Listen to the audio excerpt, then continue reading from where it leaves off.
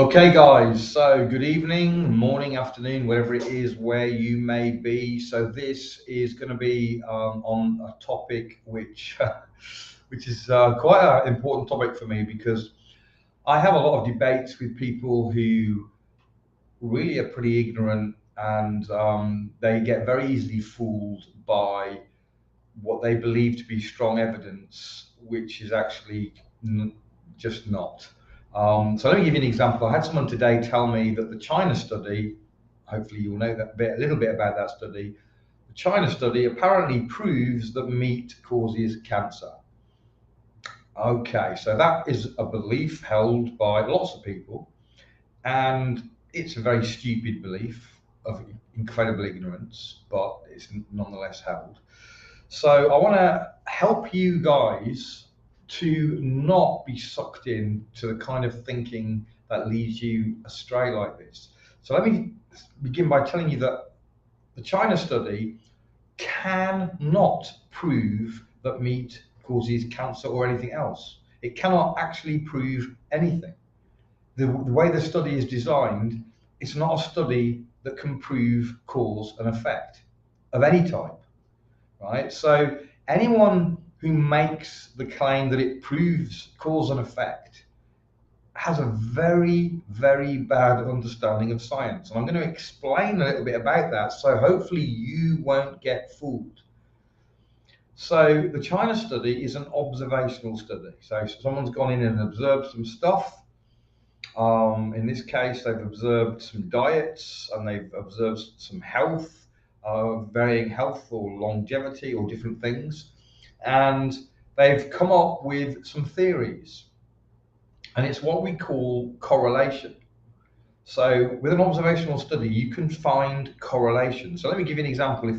If the police get called and they go to a home and there's been a murder, or at least that's the claim, and you go in and there's a body on the floor, knife right through the heart, that's a pretty strong correlation that they've been killed via a knife, probably by someone.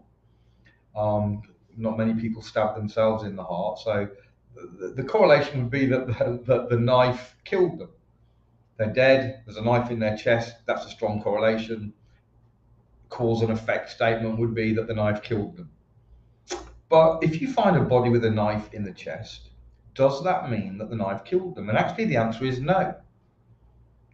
And sometimes when you watch movies, often it's the case that the obvious thing turns out not to be correct.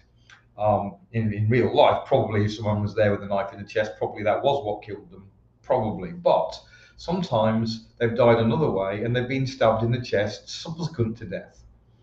And there's various things that they can do to discover that. So that would be a very strong correlation. Probably the knife in the chest did kill them, but it's not a statement that you can make as a fact without other evidence. Okay, so let's give another example which is more ridiculous. Many animals found dead on the road, and quite often there's maggots in that said animal. So dead animal on the road, maggots in the animal, that's a correlation. The animal has been killed by the maggots, except for we know that that's not true, right? But there's a correlation there. So correlation can be something worth investigating. Sometimes the things correlated might be the cause, and sometimes they're not. A study that creates correlations is simply a study to say, hey, these are some things that need investigating. Maybe the maggots are killing the dog. We need to investigate that. We need to do some studies to find out. Okay, so an observational study that has correlations is simply a study which might point to some suspect things that need further investigation. It doesn't prove anything. So anytime anybody uses a study which is an observational study, a correlation study, and thinks or claims it proves something, it doesn't. It just means that they don't understand science. Okay, so let's look at another example as my final example. So imagine that they wanted to do, which is what the China study wanted to do. Imagine that you wanted to compare the diet of vegans to meat eaters. So you study, or you get 1,000 vegans and 1,000 meat eaters, and you follow them for 10 years. And during that period, it turns out in this particular study that twice as many, 100% more, no, 50%, let's go with that, 100% is ridiculous. So 50% more meat eaters get cancer during this period of 10 years. So 50% more meat eaters get cancer. Now, that is a correlation. It doesn't mean that the meat caused cancer. It's something that you might want to investigate, but it's a correlation. There might be other reasons. So straight off, if somebody made that claim, and they do this all the time, and this is what I want you to understand. They make these kind of claims all the time. Cancer, meat has been proven to cause cancer. And certainly a 50% increase is a big risk, and I'll come to that in a few moments. But to get a cause and effect, you'd have to rule out all other possibilities. So in this case, we have 1,000 vegans and 1,000 meat eaters. So it's possible that there's many other differences between these two groups. For example, vegans might be vegan because they care about their health and they're more health conscious than this group of meat eaters. Maybe the vegans were drafted into the study, they put a big ad in the local vegan gym, and they put a big ad in the local pizza parlor for the meat eaters. So you've got a lot of meat eaters that all eat crappy processed food and vegans that care about their health. Maybe. Okay, so that would be a difference aside from diet between these two groups, which could have an effect on their potential cancer rates. Maybe the vegans are all eating whole food vegan foods and the meat eaters are all eating salami and processed meats and a lot of other processed foods. Maybe the meat eaters, they like to smoke and drink when they eat their meat, and the vegan group doesn't. Maybe the meat eaters are on average 10 years older than the vegans, and cancer is more likely to affect older people. So there's a whole lot of possible differences, which is why it doesn't prove anything. It proves nothing. It just says, well, that's something we need to investigate. So to do a proper investigation, you'd need to have two groups that were identical in everything except for the one thing, vegan versus meat eater. That would be the only difference. And then you're starting to get somewhere with cause and effect. But even then, is it the meat? Or maybe the meat's been poisoned. Maybe they're eating meat from factory farmed animals that have eaten GMOs and they've poisoned the meat more than they've poisoned the vegetables. That's another factor. There's a lot of possible factors, and to do a cause and effect claim, you have to rule out all the other factors. So there's only one thing left. So it has to be that. Then you can say, then there's nothing left. That's the only thing that could have done it. Okay, that's the cause. Probably. Of course, there's always maybe something you've missed. It's possible that there's something nobody's thought about. Okay, but that's what you need to do, a clinical trial where you have actually more than two groups, because you need a placebo group as well, a control group rather. You need a control group, then the group with the one diet and the group with the other diet, or whatever it is. You need them three groups to do a cause and effect study. So point number one, I'm doing 2 points, only 2 points. So point number one then, no observational study can make any claims about proving anything in terms of cause and effect.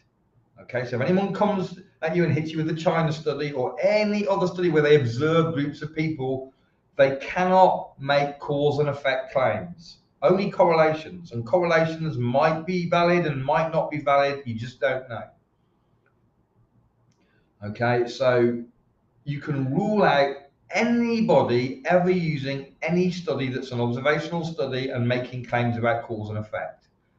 They're idiots or they're liars. A lot of the time they're liars. But in fact, these are the kind of studies they use to prove the safety and effectiveness of certain things that they want us to take, right? They've used these kind of misleading studies. And interestingly, they're all about using correlation to prove cause, but when you take it and you drop down with a heart attack or something, that correlation is completely ignored. Because what they do with correlation, you can basically take correlation and prove more or less anything. except for it's not proof. But you can claim almost anything from correlation, and then pretend it's proof when it's not. Okay, so hopefully you guys will understand then that any observational studies where they're just observing groups of people, for example, like in the China study, and trying to compare them, there's too many changeable factors that they can't know without doing a proper clinical trial where they rule all those things out. So you can't make proof claims from these studies. So the second thing, which I'm going to be much quicker with, is the stats. So I said at the beginning that 50% more meat eaters got cancer. However, that's another thing that they do to mislead. So in this case, in this make-believe study, 2 vegans got cancer and 3 meat eaters got cancer. So 3 is 50% more than 2. So we can say 50% higher, more meat eaters got cancer, but actually it's a meaningless statistic because you've got a 2 in 1,000 risk as a vegan in that study and a 3 in 1,000 risk as a meat eater. And of course, again, there's lots of others. So maybe the meat eaters were all smokers or a big percentage of them or whatever. So we don't know it was the meat, but one extra person, so 2 versus 3 is utterly meaningless. You could do the study again, it could be the other way around. It's a completely meaningless stat. It's called relative risk, and they use relative risk all the time to scare people about their risk of cancer or risk of heart attack or whatever it might be. And very often it's utterly meaningless, as in that example. What you want is absolute risk, not relative risk. So it's a statistical lie that they do with studies. So be very careful of how they use statistics, and be very careful about claims of proof from studies which are not clinical trials, but they're observational only. And this is why we're getting so many claims over the years that are made by so-called science, which isn't really science because a real scientist would never claim proof from an observational study. But we get all these claims which are later debunked, and it's because they're making claims based on correlation. They did that with cholesterol. They did that with fat. They've done it with hormone D, which they call vitamin D. So they make claims based on correlations, and the correlations are utterly false. So be very, very careful about people making claims, and they do this all the times in the propaganda documentaries on veganism, for example. They make a lot of claims based on correlation studies, but they act like it's a cause and effect study. And it's deception, it's misleading, it's disingenuous, and unfortunately it fools a lot of people because a lot of people don't have much basic grasp of science. So I'm hoping that when you've listened to this video, you'll have a better understanding of how they deceive us, and you'll be protected from future deception using these methods, which is some of the prime methods that they use all the time to deceive people. So I hope that has been helpful for you guys. Let me know what you think. If you've enjoyed it, please share it. Let others benefit from the content. And just leave your comments or thumbs ups or whatever on the thread. Thanks a lot. Bye.